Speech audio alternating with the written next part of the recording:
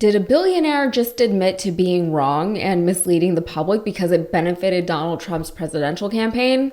Sort of. Most people underestimated the way that Bill Ackman is completely losing it. That's what he said about you. The billionaire boys are back in town and they're trying to buy the 2024 election, which is scary because money can move a lot of things in various directions. We all know that many elections are won or lost depending on which candidate has got more money behind them. The more money, the wider reach, and the greater influence. People want to take advantage of our country. They have to pay to take advantage of our country. Since the campaign finance laws in this country are laughable and easily bypassed, billionaires like Bill Ackman and Elon Musk are funneling millions of dollars into Donald Trump's campaign, even while pretending they're not. But more on that later. They're also modern-day influencers just by virtue of their incredible wealth. People love to follow billionaires on social media, and billionaires, for some reason, love to be on social media. I would have thought that their lives are simply too rich and too full with all of the things that money can buy for them to be concerned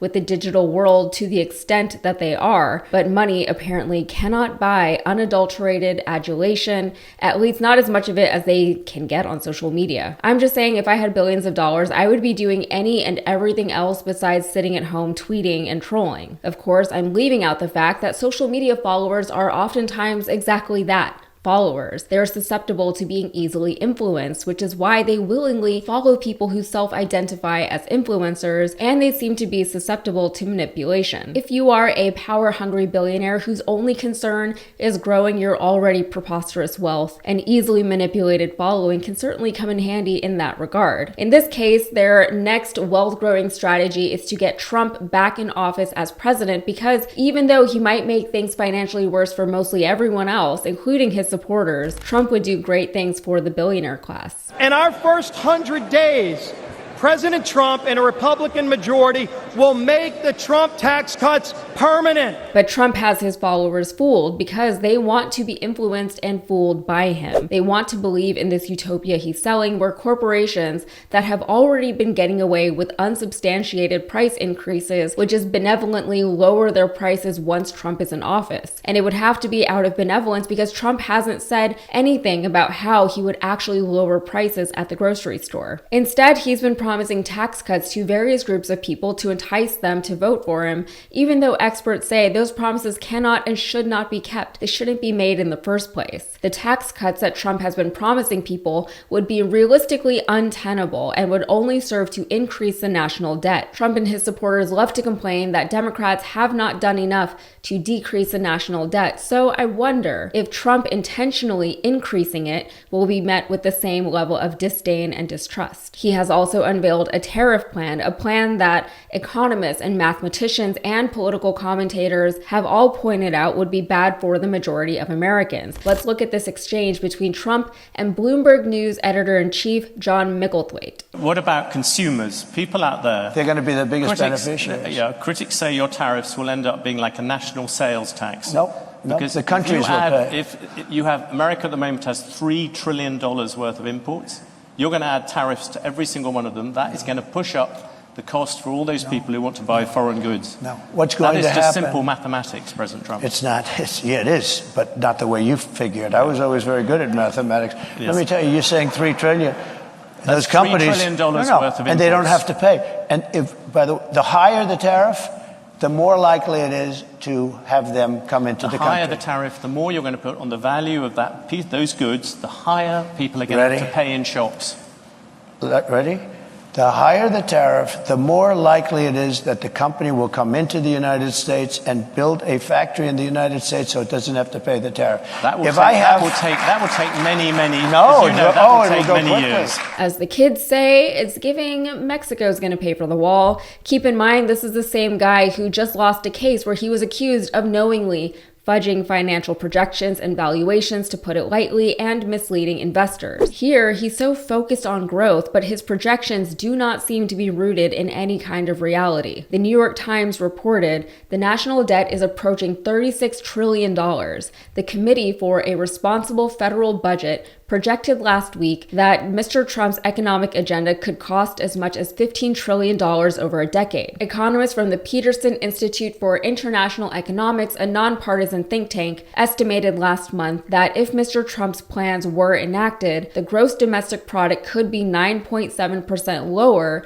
than current forecasts, shrinking output and dampening consumer demand. During his presidency, Mr. Trump repeatedly relied on overly optimistic growth forecasts to make his budget proposals appear to be fiscally responsible. He claimed that his policies would drive more output and generate more investment than they ultimately did. In 2017, he predicted that economic growth would reach 6%, but it topped out around 3%. Economists also seem to agree that rather than succeeding in basically bullying foreign companies to set up shop right here in the US to avoid the tariffs, the proposed tariffs would only serve to plunge the US into a recession or a depression. The criticism of Trump's plan is so bad that they even had to acknowledge it on Fox News. Well, let's talk about tariffs, because you mentioned that, and there are a lot of critics who say what you and President Trump are now talking about is something much broader than a targeted tariff. They say it's immediately going to add thousands of dollars of new costs for Americans every year.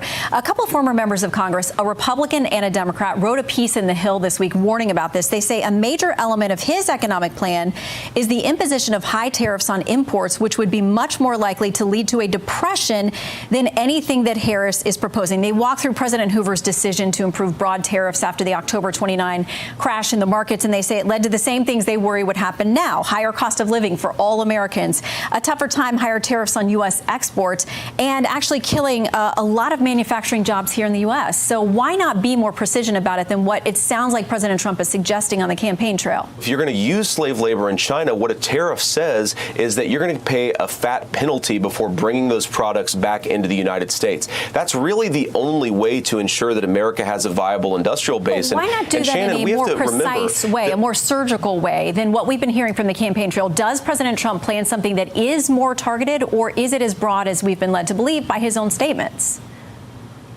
Well, Shannon, I think that President Trump can do these things in a broad-based way while also being targeted at the nations and at the industries that America most needs. Anyway, as if we need to say it anymore on this channel than we already have over the last 10 years, the Trump economy is not for working-class Americans. He inherited Obama's economy when he came into office, then proceeded to trash it before handing it back to the Democrats. I will never understand why people blame sitting presidents for the current economy. It works in waves. We know this. Yes, there are things that presidents can do to influence the economy with a little bit more immediacy. Tariffs arguably could be one of those things, but overall there is a lag on implemented economic policy. Meanwhile, Elon Musk has reportedly donated $75 million to Trump's campaign while regularly pushing conspiracy theories on the social media site that he owns. And Bill Ackman, another billionaire with outsized political influence, has acknowledged that he had repeatedly promoted disinformation to his followers. While he acknowledged that the story was fake, he did not acknowledge how often he shared the story. Ackman had shared a story where a whistleblower revealed